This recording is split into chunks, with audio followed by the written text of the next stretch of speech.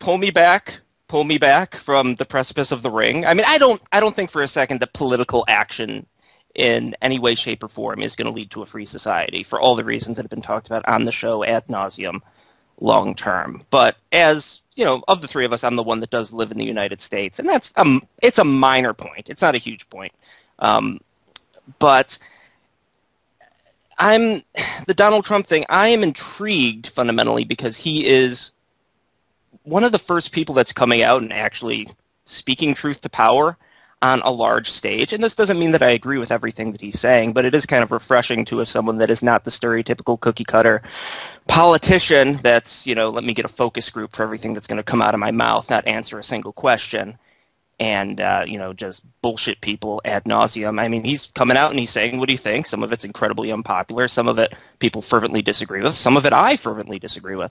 But it's interesting to have a politician where I, for once, actually think I understand where he's coming from and where he stands.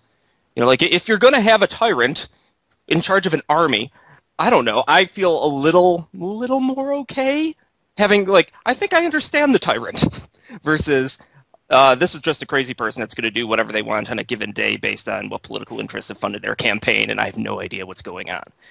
So if there are a few issues, like the illegal immigration issue that you mentioned, there was no discussion about this, essentially, on a national stage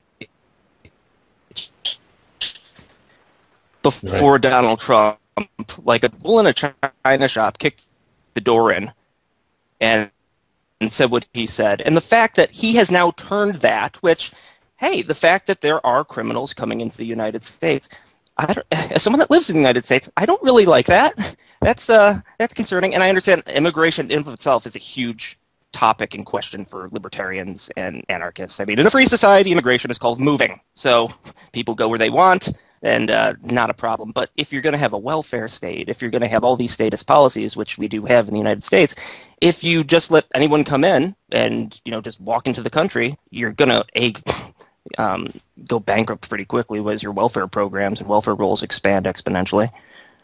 And if you're gonna do the status thing, you got to kind of close your borders and have some semblance of law and order in that respect. So, but yeah, Well, I think that no, go ahead. Sorry.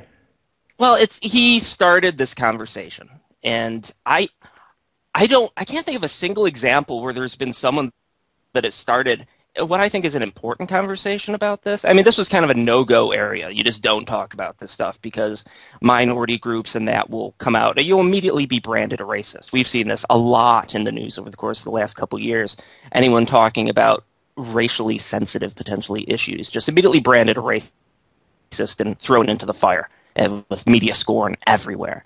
And, it's nice that someone frankly has the balls to bring up necessary and important subjects and make them a subject of national discussion. I mean, hey, what are the facts? Let's look into this. Let's see what's what. If there is a problem, let's see if it can be corrected. Let's look at it. But previously, it wasn't even being looked at. So the fact that he has made it a topic of conversation and something that people are now able to talk about, and maybe we can prove it wrong, maybe not. Maybe there's information that comes out and says, hey, there's not some criminal people coming across the border.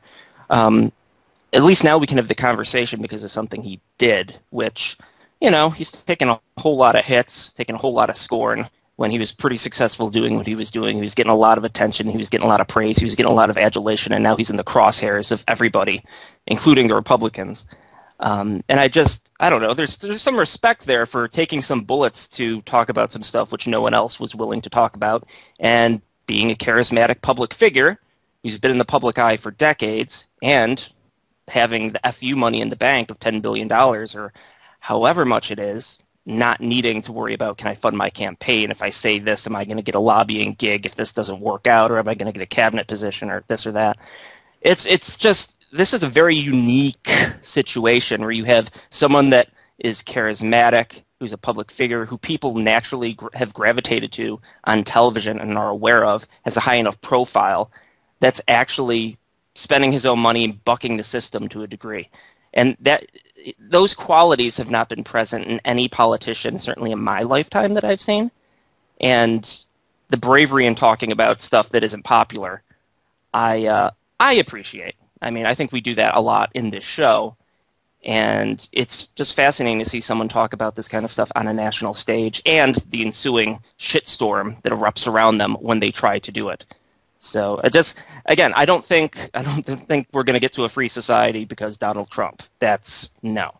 But I do think it's interesting, and I find myself more intrigued by politics these days than I have ever. I mean, certainly since, accepting the realities of the state, whether it's libertarianism, voluntarism, anarchism, call it what you will. And surprising to me, I did not think if the vote was close in New York, where I live, and it won't be close in New York, Democrats win New York always, would I cast a vote for Donald Trump? The fact that I would even ask myself that question was like, help! Somebody! Help me! Help me! But I feel a ton of appreciation for someone willing to take some shots to talk about important stuff. And that being said, there's some stuff that he said that is I really disagree with. But I do feel like I understand his position and where he's coming from on a lot of issues in a way that I don't with any other politician. So well, if he can be popular with you, right, and again, we're just using these phrases very loosely, but if he can be popular with you, that really helps understand why he might be so popular with other people who would be much more inclined to be pro-political, right? Well, I mean, there's this talk of this silent majority that has kind of abandoned politics. And I think a lot of people have just, every politician is the same. Obama comes in and he promises this, and there was lots of enthusiasm and lots of excitement, especially amongst the younger generation. And then he gets in and it's more the same. And a lot of the shit that he said was going to get done didn't get done. And a lot of those promises that didn't get kept. So people going like, okay, this was like the politician. This was the John F. Kennedy of our era.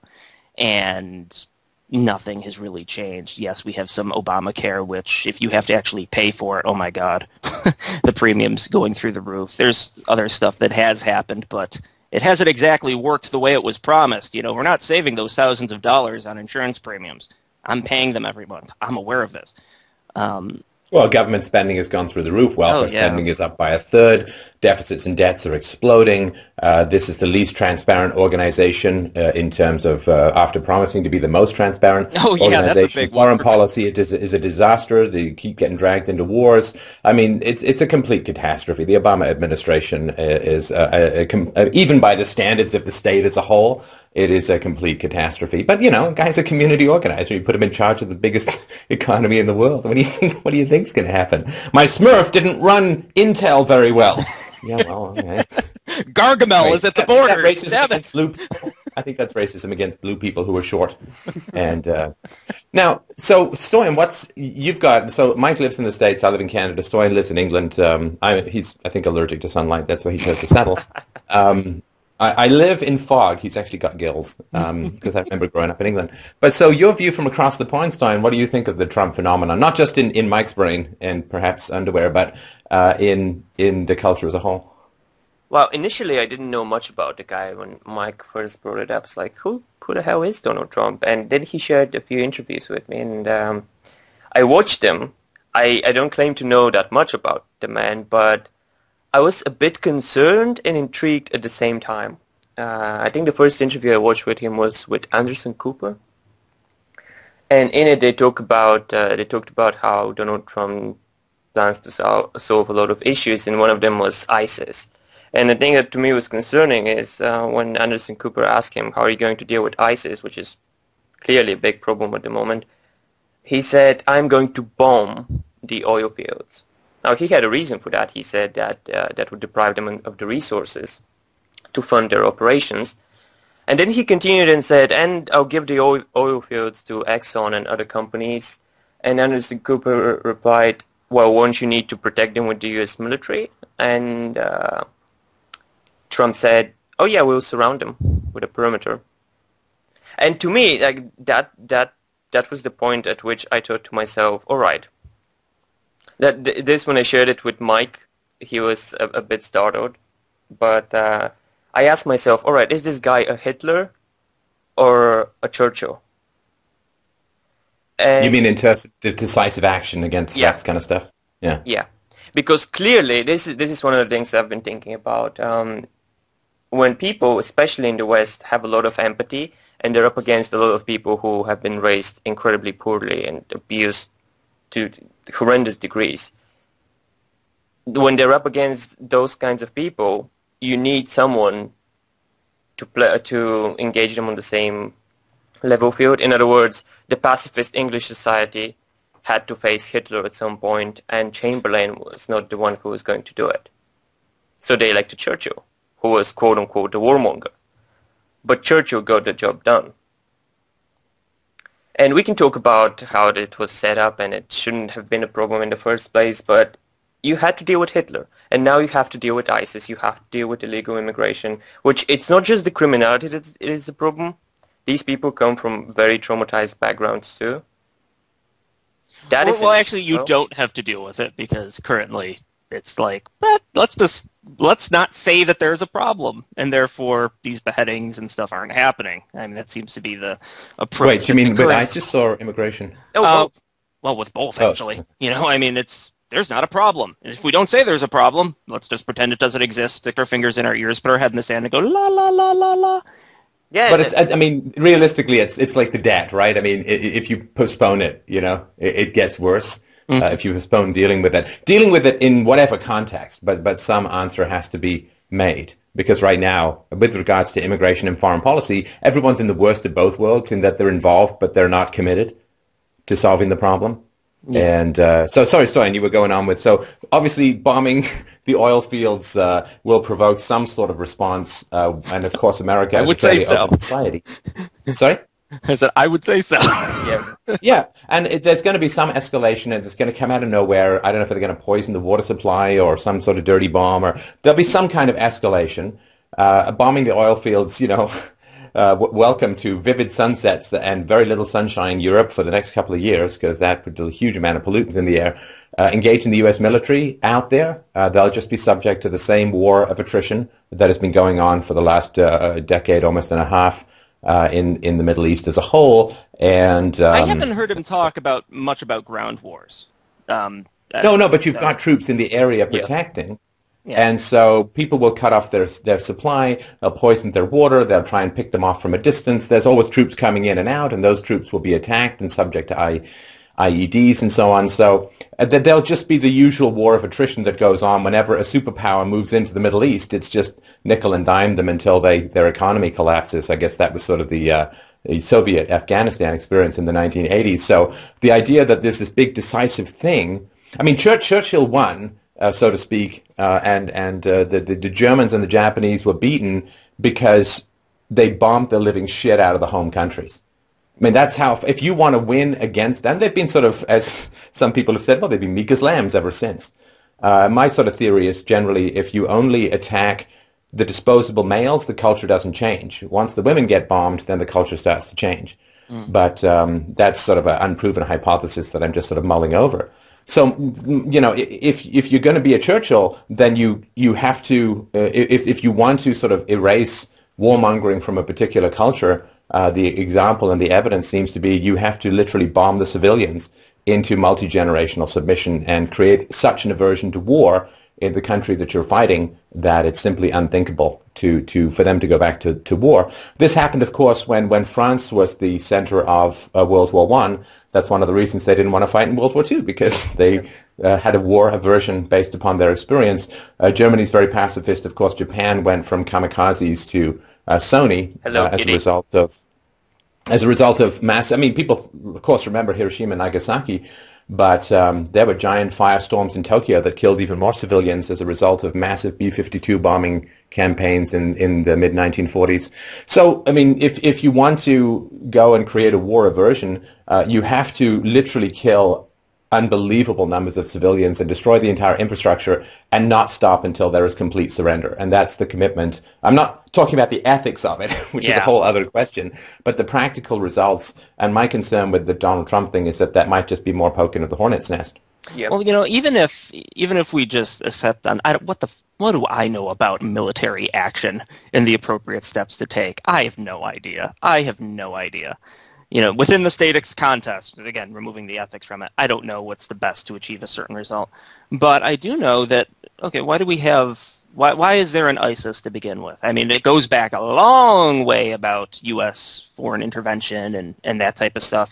But the recent flare-up has a lot to do with the Iraq War going in, removing Saddam Hussein, and everything that ensued since then, which has just been a disaster and a half. And they armed them in Syria. They gave them bombs and weapons to fight in Syria, and then they turned them, as they did, the Mujahideen did in the 80s, they turned them against the Americans. So this is the result of previous interventions. I'm not sure that one more is going to solve the whole problem. Well, but part of what I was saying is Trump was out and talking about the danger of going into Iraq long before we went into Iraq, essentially saying what happened was going to happen, a decade ago.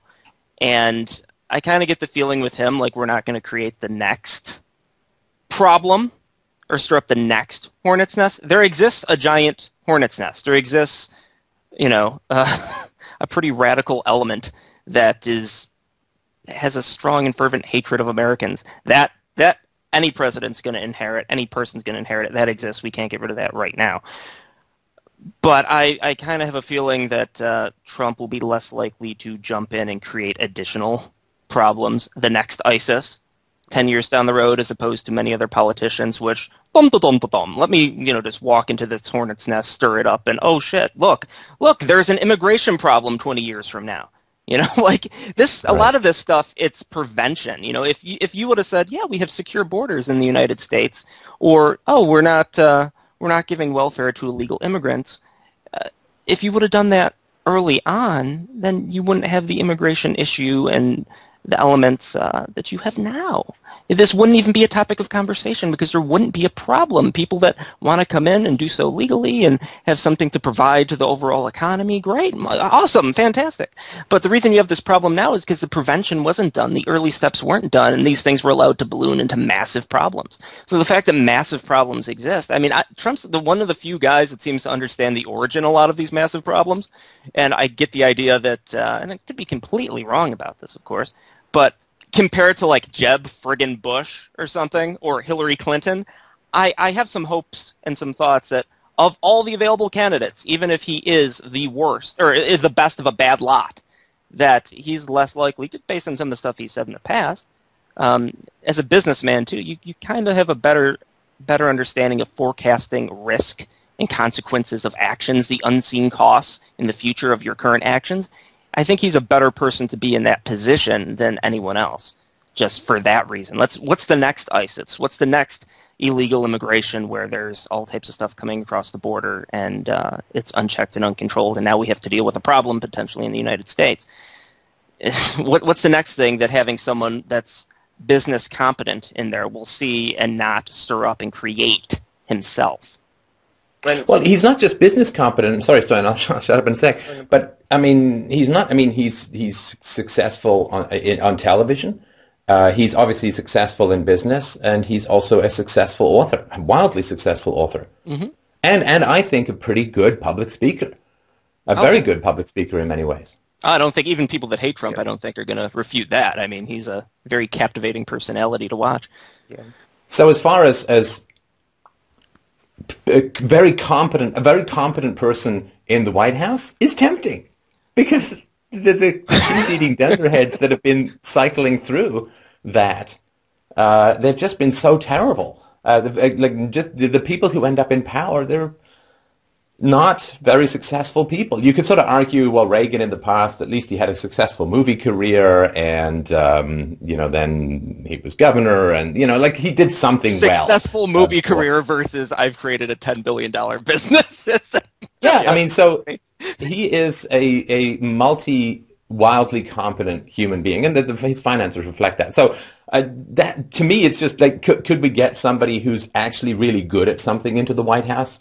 That is a fascinating question that is almost worth playing out just as a theory test. But sorry, Stoyan, so you had obviously issues with him bombing the oil fields and installing the U.S. military as a permanent defense of the oil fields, because, of course, that's exactly what has been done in the past by Britain and other colonial powers. It doesn't work out well. What else did you get from the speeches that you've seen? Well, I also wanted to be fair to the guy, because my initial response was, yeah, is he Hitler or a Churchill?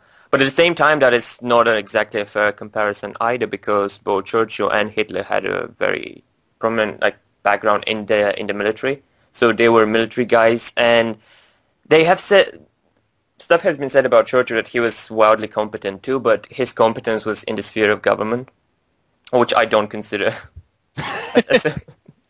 I'm competent in manipulating people. It's like, oh, I'm fantastic at robbing people. Mm-hmm. It's like, I don't think that's a positive. But unlike he was a successful historian and author. Like his history of the English-speaking peoples was wildly successful. Yeah, he was a very, very influential writer. That's true.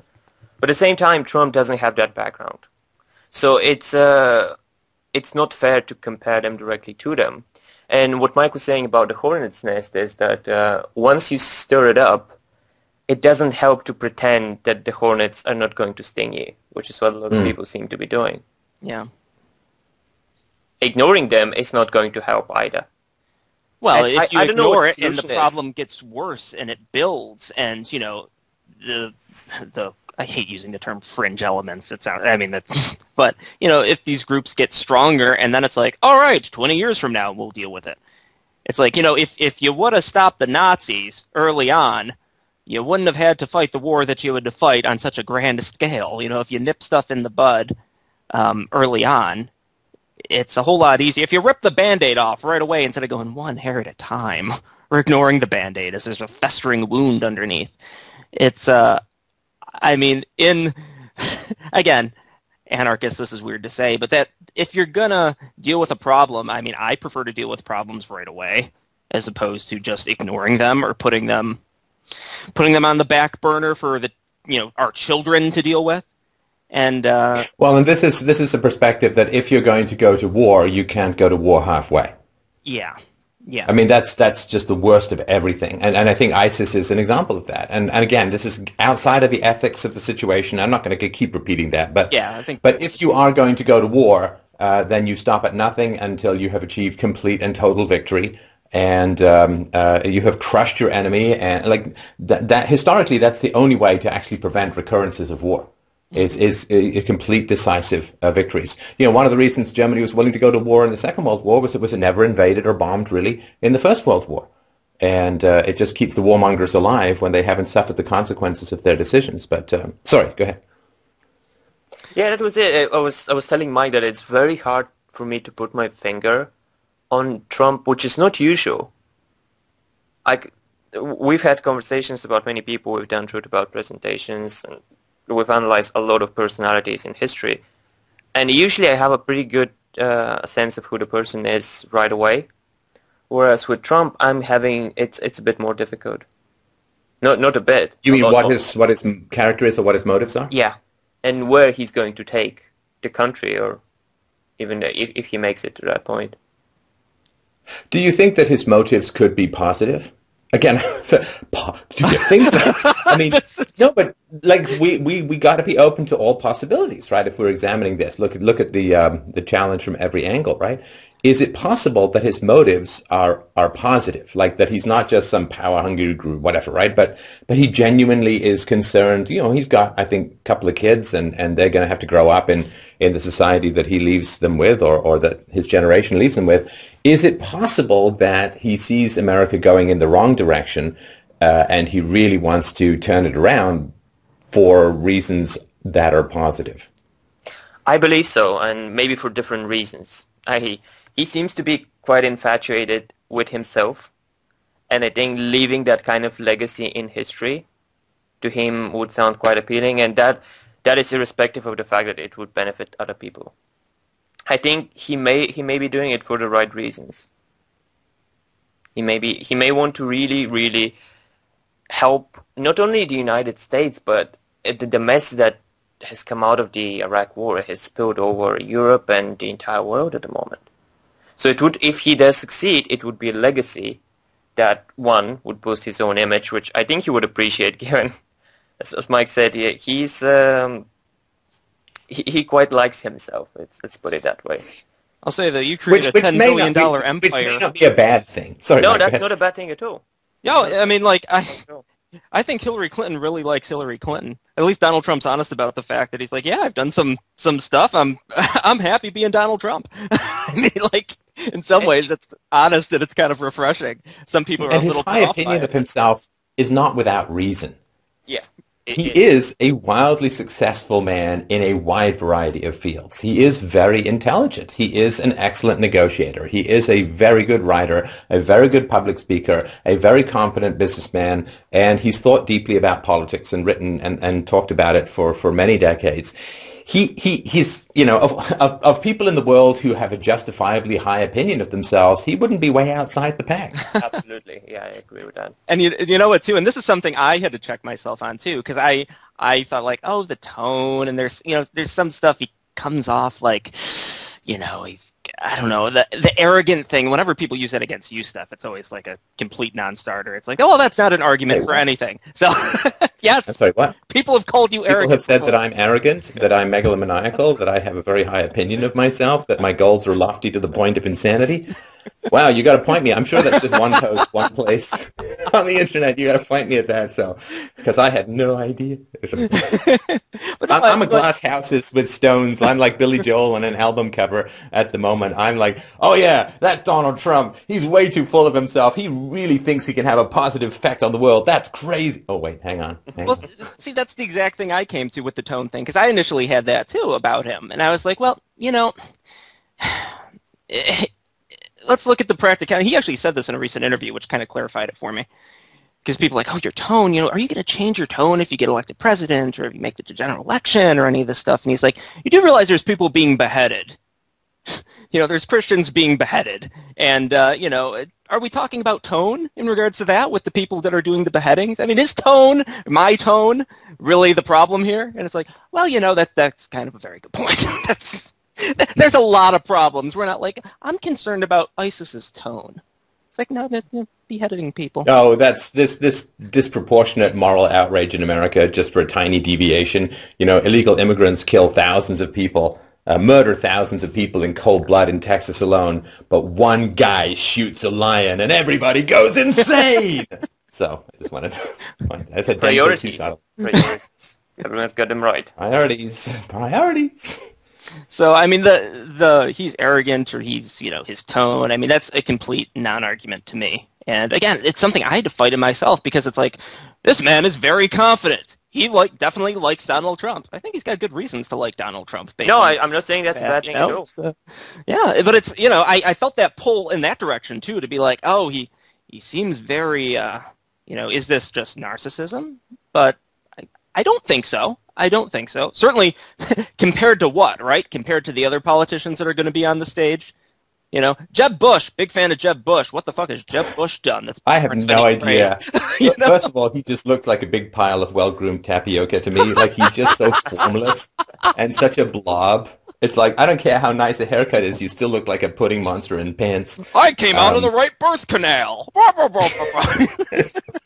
Can we just get another Bush v. Clinton election, please? Because nothing says progress like reliving the 90s. Well, that's something, too. It's kind of refreshing. I mean, we were on the precipice of the expected Bush-Clinton election, which, let's talk about political dynasty. You know, the idea that now you have someone who is an outsider.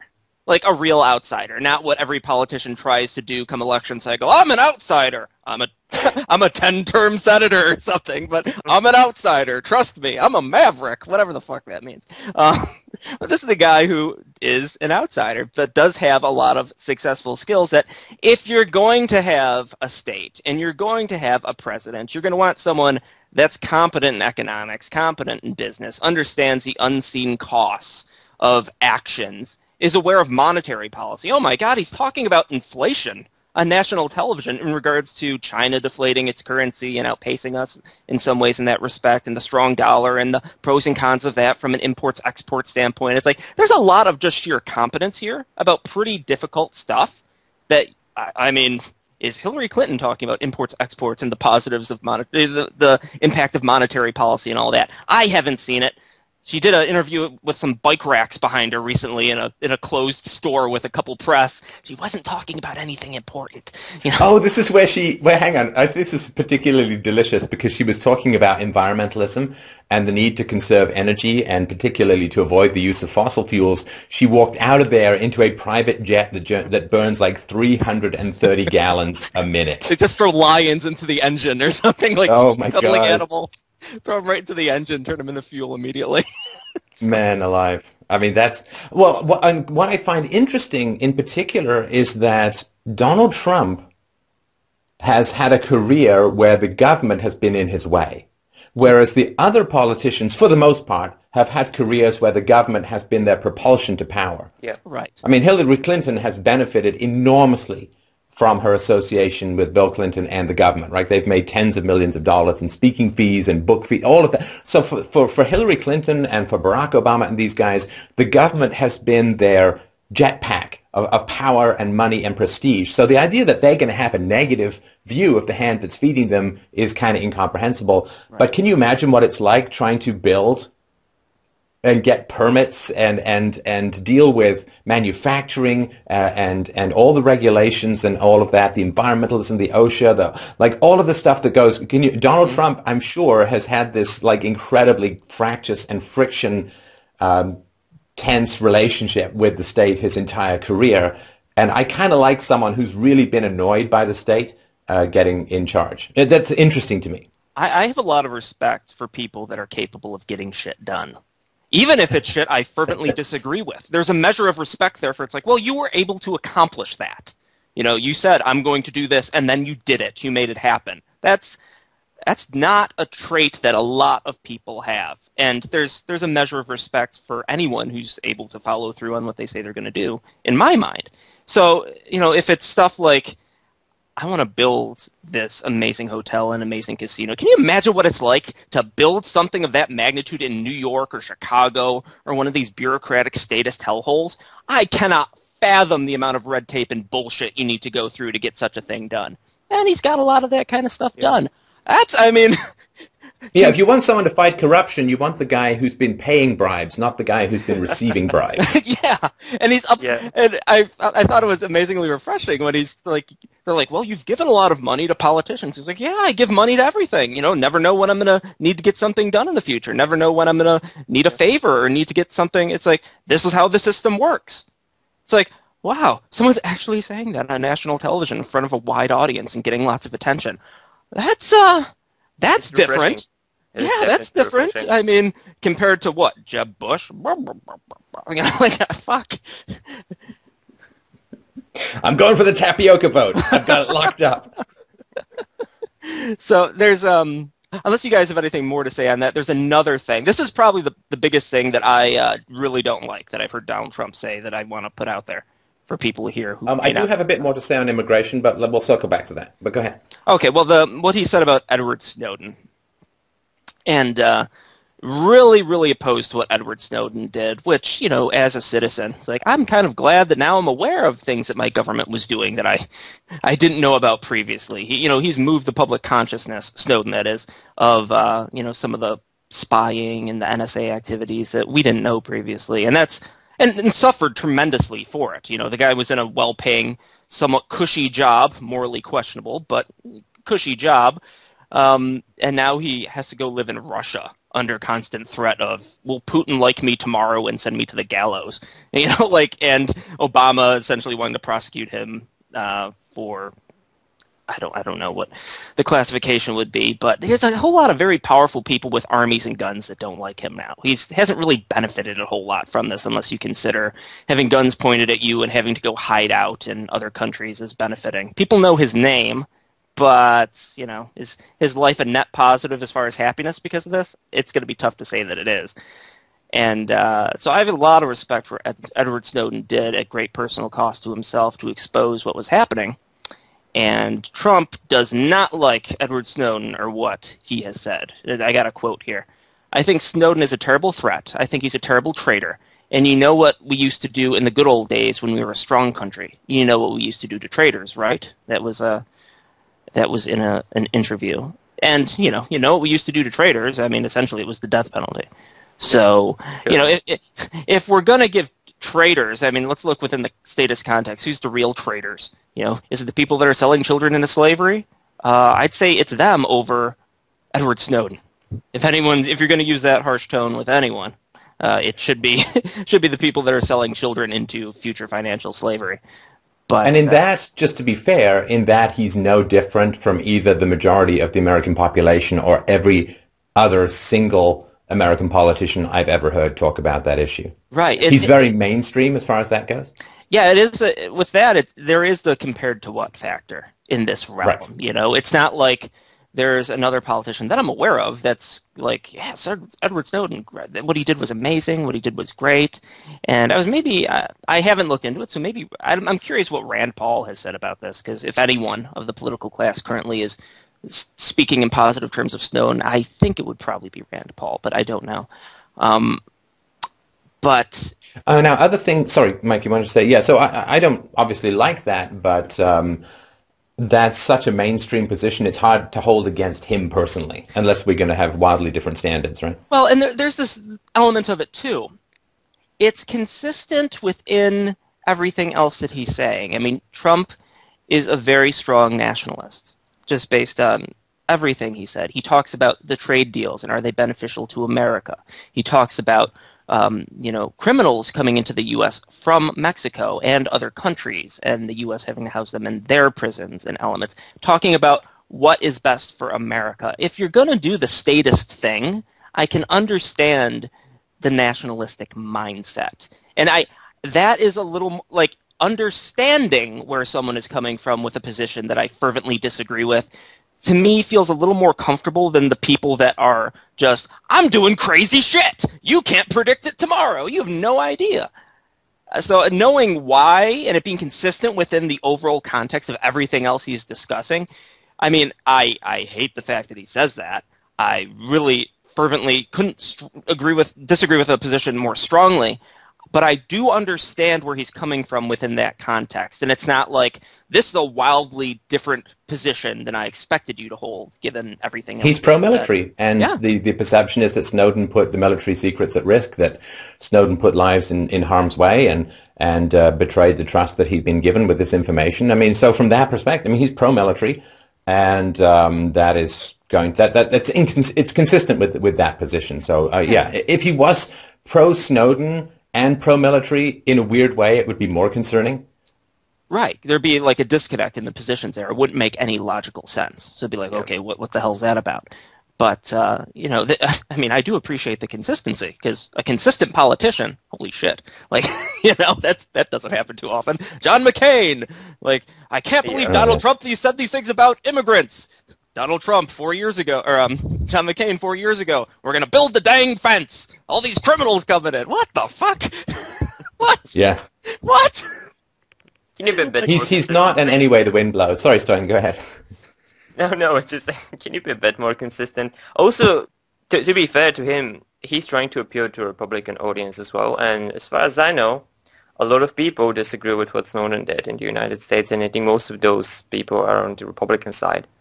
So if he wants to win those votes over, even if he's not that strong of a proponent of that proposal to, I don't know, execute Snowden for what he's done, he may be doing it just because it is a popular opinion to hold. Yeah, I mean, I don't think that the immigration thing, I don't think he knew ahead of time how popular it was going to be or how interested people were going to be in it. So I don't know that, I'd be hesitant to say, I don't know, I mean, you could be right, whether he does stuff just because he thinks it's popular. I think he does not strike me as someone who's biting his tongue, and I've watched quite a few interviews, because I'm looking for it. I'm not like, a lot of spin. Yeah, he's kind of blunt out there, and I appreciate the bluntness. After having the velvet glove, which is sticking a fucking knife in my back from all politicians, the bluntness, even if it's something I disagree with, it's like, I appreciate your bluntness.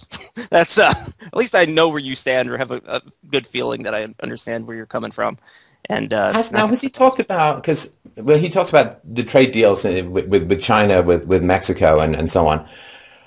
And he says that they're just terrible deals. America's getting paid, Now, the guy who's written at least a very best-selling business book called The Art of the Deal, the fact that he's even talking about trade deals, which the majority of American population have no idea about, and that would basically include me as a whole as well, has he talked about what he doesn't like in the trade deals? I mean, because that's kind of cool that he could even bring these topics to the attention of Americans.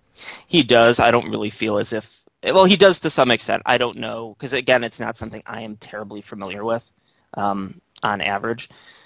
So I really couldn't competently re-explain the stuff that he said about the trade deals. A lot of it is general, and this is a criticism of him from people. He says, like, I'm going to come in and I'm going to make it better with a lot of stuff through sheer force of will, sheer force of personality, and there aren't, like, this is the plan, step 1, step 2, step 3, step 4. That's a criticism that's put out of him. Granted, it's pretty early in this whole process as well. But, I mean, what he says is, instead of having, what was the political figure? Was it a Kennedy that was put in front of put in charge of the Japan trade negotiations? Oh, wait, no, was it Maria Shriver or someone like that who was put in, like, she basically was, I'm bored, and so go be our ambassador to Japan. She has no experience in business, no experience in negotiation, no experience in trade deals, but, she's got a name, and she was pretty and bored, so off she goes. Yeah, I mean, like, his mindset seems to be, I'm going to get very competent people. He even says, like, some of these people, these negotiators that I'm talking about, are not nice people. You wouldn't want to sit next to them at dinner, but they're very good at what they do as far as negotiating. And I'm going to take those types of people that you don't even know about, that are good in this field, because I have this experience, and we're going to put them in charge of making these deals, which, if you're coming from a nationalist standpoint, and you're going to have trade deals like this, hey, free trade is the absence of any government regulation if you want to have free trade. That, a free trade deal is bullshit on its head. But if dealing within this statist context, if you're a nationalist, you're going to want to have trade deals that don't hinder or damage your country. So the idea that you'd have good negotiators working on them with other countries, that makes sense to me in that context. And that's mostly what he's talking about. Dwayne, I think you had something to add. No, it's also to bring up an earlier point. It is incredibly refreshing. We often joke about how incompetent politicians are and how they're not an expert on anything. And to have a guy who's incredibly experienced in making deals talk about a trade deal, that is somewhat new to politics, as far as I know. Most of them are lawyers. What do they know about trade? What do they know about the healthcare system? Mm-hmm. So lawyers are someone's son, Yeah. Yeah, this guy's got a payroll in the thousands, of which healthcare costs is an enormous part. I mean, he's obviously not an expert in healthcare, but it's a huge part of his business decision-making process to deal with healthcare costs, which has not been the case with anyone else of recent memory that I know of. Well, here's another criticism of him coming, from like a more libertarian side. He does seem to be for some semblance of universal health care in some way, and that hasn't been a big issue that's been brought up with him. But he has talked about it to a degree, which certainly is a contrary position for a Republican candidate to take. And certainly I believe he's talked about repealing Obamacare, which certainly hasn't done anything to make healthcare cheaper in the United States. But he does seem to be for universal healthcare in some form. But that hasn't been sussed out to any degree in any speeches or any interviews that he's done as of late. So that's something also to keep in mind. That's like that's not good. That's not good. But is it better than what we're going to have? Again, compared to what in this statist paradigm? Not expecting the state to fall tomorrow. Is it, would you rather have a universal healthcare system which is a bit more efficient, or would you rather have Obamacare, which is more layers of bureaucracy? I mean, as someone who does pay insurance premiums, I don't know. It's an interesting question. So, I think that the phrase that keeps popping into my head is buying time. Yeah, that's a great way to put it. I mean, because again, I don't think Donald Trump getting elected is going to change the political system for the future, and we're going to lead to a free society on the back of Donald Trump and his amazing hairdo. It's not going to happen. It's not going to happen. But God, I mean, it seems like shit. Looking at the news, it's just getting worse and worse and worse, and there's more problems. And then it's like, let's go over here and do this problem. Let's go. Wow, saying "let's" in the context of I'm going over to Iraq and doing this, but the political class and the military and these trade deals and Iranian negotiations and all this stuff. I mean, it just seems like there's more and more problems getting kicked up day after day after day. It'd be great to just have someone who wasn't kicking up additional problems that make the world more unstable and more dangerous, let alone potentially being able to act decisively if you have to do something to deal with problems that already exist. And even if it's just prevention in the sense I'm not going to go do random stupid shit, which is going to, make the world less stable. Yay, I'll take that from maybe we can get some more years before, what happens? Some some giant terrorist attack or some war or, the collapse of the United States from an economic standpoint, which is pretty inevitable regardless if Donald Trump gets in or not, just because of math. But can we buy time to get a generation or two of better parenting in place so that when the collapse happens, it will go the right way?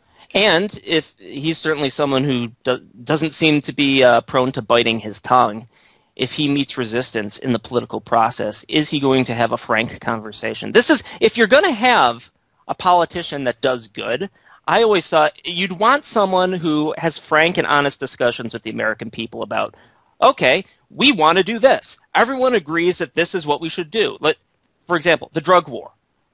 Everyone agrees that, for the most part, that the drug war has been a massive failure. By any statistical measurement, the drug war has been a massive failure. But no one, it's like, well, younger people in general tend to say, let's legalize drugs. Conservative Christians are like, no, let's not do that. But no one's actually talking about, it's like, okay, we're aware this drug war has been a failure. We're aware that we have a prison industrial complex. We're aware of all this. Are we going to actually do anything about it, or are we just going to stick our head in the sand and ignore it? And he seems to be the type of person that, okay, we're going to do X because X is the best for X, Y, and Z. This is the best reason. What is preventing us from doing X is this. I mean, that is what a president should do to have a positive impact, is say, hey, look, this is a giant mess of bureaucracy. Look, we can't do this because of the union. We can't do this because of, these politicians naming names that are putting up the roadblock, and they're receiving funding from this company, and they're not passing this because of this. You'd want someone that exposes the political process for the shell game that it is, and explains why stuff isn't getting done, so the public puts the public pressure on the impediments and the roadblocks. And it can be